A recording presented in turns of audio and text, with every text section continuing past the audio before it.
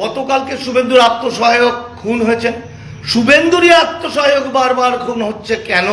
আর মতুয়াদের এই CA certificate, এখনই phone এসেছিল, তো ফোন ডিস্টার্ব করবে মনে হচ্ছে, ভাবা মুশকিল। যাই হোক, আমি ছোট করে এবার বলি যে সারাদিন ধরে ফোন আসছে, ধমকি দিচ্ছে, চমকাচ্ছে, এই রকম ঘটছে। অবশ্য আমাকে যারা ধমকি দিচ্ছে তারা বেশিরভাগ আমাকে গর্গ চ্যাটার্জি ভাবছে, মানে গড় করলে পিটিয়ে মেরে দেবো এরকম। যাই হোক, একজন ফোন করেছে আমি কেন শুভেন্দুকে জুতো মারবো বলেছি, ইত্যাদি ইত্যাদি। তো প্রসঙ্গটা এটা, যেটা আমার বলার বিষয়, আমি যে যে কারণে শুভেন্দু অধিকারীকে জুতো মারবো বলেছি, আমি সেই কারণেই জুতো মারবো এখনো, সারা জীবন। কারণ আমার জুতো মারার রিজনটা কি, পাগলামি নয় আমার। কারণ প্রথম যখন শুভেন্দু অধিকারীকে জুতো মারবো বলেছিলাম, যেটা আমার মোবাইলের টাওয়ারে প্রবলেম হয়ে যাচ্ছে, তার কারণ হলো প্রথম যখন জুতো মারবো বলেছিলাম তখন তিনি সিএ নিয়ে পুরোপুরি মিথ্যা কথা বলে কোটি কোটি বাংলাদেশিকে, দেশভাগের ছিন্ন হওয়া মানুষদেরকে বেনাগরিক করে দেওয়ার কথা বলেছিলেন, মিথ্যা কথা বলেছিলেন। দ্বিতীয়বার জুতো মারার কথা বলেছি, উনি মিথ্যা করে বলেছিলেন যে আমি নাকি মুর্শিদাবাদে গিয়ে দাঙ্গা লাগিয়েছি 50,000 লোক নিয়ে, মিথ্যা কথা বলেছিলেন। ফলে আজও সারা জীবন যখন এইভাবে মিথ্যা কথা বলবে এবং আমার দেশান্তরিত ছিন্নমূল মানুষদেরকে শেষ করবে, ততক্ষণ জুতো ছাড়া আরও অনেক কিছু আমরা মারব। কারণ আমরা জনগণ, শুধু শুভেন্দুকে নয়, বিজেপির অনেক বড় বড় নেতা মন্ত্রীদেরকে জুতো পেটা করবো বলেছে, আজও জুতো পেটা করব করব করব আমি না, এটা আমার প্রতীক। জনগণ জুতো পেটা করবে।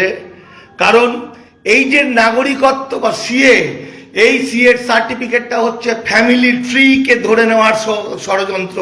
সার্টিফিকেটের তলায় লেখা থাকছে, তার মানে যে সার্টিফিকেট পাচ্ছে তার বাবা বাংলাদেশি, মা বাংলাদেশি, বউ বাংলাদেশি, মানে একটা সার্টিফিকেট দিয়ে 40-50 জনকে ওরা বেনাগরিক করছে।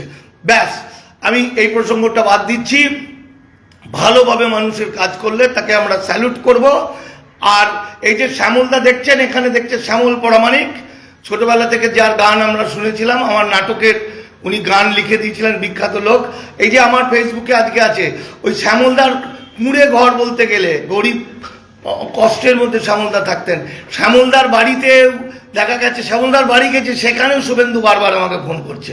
তো একটা প্রসঙ্গে একটা কথা বলি, আসানসোলের একজন এমএলএ হয়েছেন, আসানসোল বা তার কাছাকাছি, সে অত্যন্ত আমার কাছের ছেলে, তার সঙ্গে আমি শুভেন্দুর আলাপ করে দিয়েছিলাম একদিন।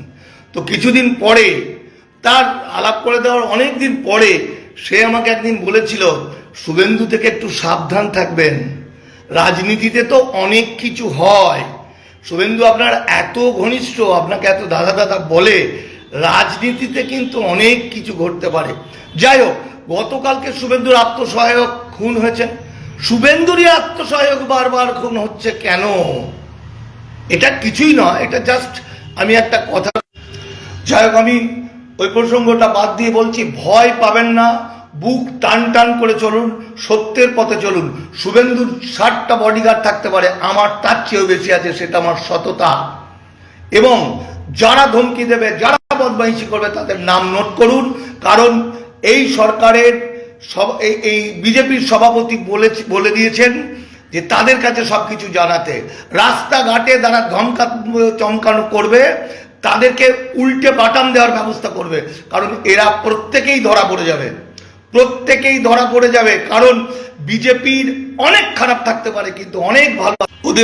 ওদের নিজেদের ইমেজ ফিরিয়ে আনতে ও প্রচুর মানুষকে গ্রেপ্তার করবে, প্রচুর মানুষকে গ্রেপ্তার করবে, জেলে ভরবে, মারবে যারা। সেই জন্য বলছি, ফোন করে ধমকি দেওয়ার চেষ্টা করলে আপনাদের নাম একদম রাত্রেবেলা শুভেন্দুকে পাঠাবো। ব্যক্তিগতভাবে, রাজনৈতিকভাবে বা দর্শন হিসাবে আমাদের লড়াই সত্যের পক্ষে, নীতি এবং আদর্শের বিরুদ্ধে, ব্যক্তিগতভাবে নয়। বাড়াবাড়ি করবেন, লিস্ট করে রাত্রে শুভেন্দুকে পাঠিয়ে দেবো। এই বিজেপির নেতা মন্ত্রীরা অনেকেই, আমাদের নেতারা, এমএলএরা অনেকেই রেসপেক্ট করে। আমি ফোন করলে তারা খুশি হয়। ব্যক্তিগত সম্পর্ক।